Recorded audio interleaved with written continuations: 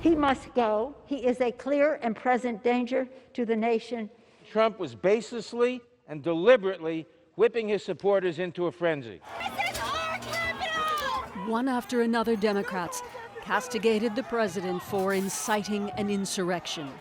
Are you on the side of chaos and the mob, or on the side of constitutional democracy and our freedom?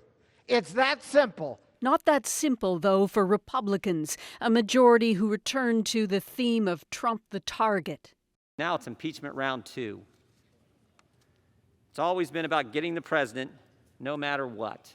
The craving to crush President Trump has never been satisfied. Without objection, the motion to reconsider is laid upon the table. But in the end, 10 Republicans did vote to impeach, a record number voting against their party.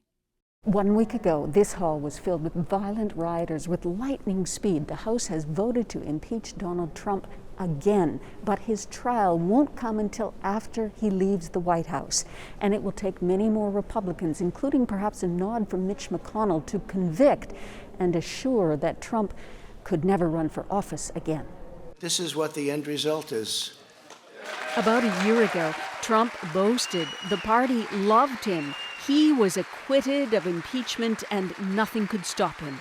So dramatically different now. He's lost, isolated, and facing a trial that could go against him. Tonight, Trump belatedly calling for calm. No true supporter of mine could ever endorse political violence. Washington is barricaded, locked down, National Guardsmen camping inside the Capitol building.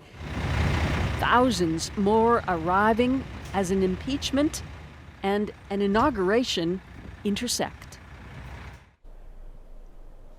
Now there's a Trump trial haunting Biden's first days as president, and Biden tonight said what happened last week was incited by the president, planned and coordinated by political extremists.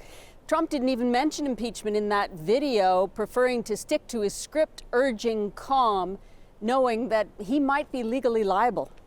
Okay, senior correspondent Susan Ormiston in Washington tonight. All right, so let's bring in Paul Hunter here. Paul, we need your help. Does Trump's latest statement change anything? Well, look, Trump was clear in that video, no more violence, so maybe. But on the other hand, not so long ago, he told those same hardcore supporters that they were patriots, and he said he knows why they're angry. That stuff matters as well. Trump has been signaling to his supporters for years that their country is at risk of being taken away from them, and their anger is rooted in much more than just Trump's speech before the riot. Remember the image of the Confederate flag inside the Capitol that day? And so that's why you won't see the National Guard leaving the city tonight, and you won't see the barricades coming down. The expectation of violence in the days ahead in this city hasn't changed. Right. So last week's chaos, we know this was a result of real emotion, real devotion. What happens with Trump out of the picture? What's the way forward for conservatives and Republicans? Well, that's exactly what moderate Republicans and moderate conservatives here are worried about. We talk about the country being divided, but so too is the Republican Party.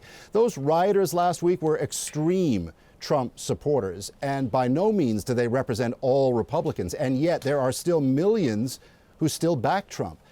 And that's a problem for the party. He may not have his Twitter account for the moment, but he can still reach them. They still look to him for guidance, and countless still believe the election was stolen. Reconciling the divide in the Republican Party is a huge challenge for conservatives, regardless what happens at Trump's impeachment trial. All right, Paul Hunter in Washington tonight. Thank you, Paul.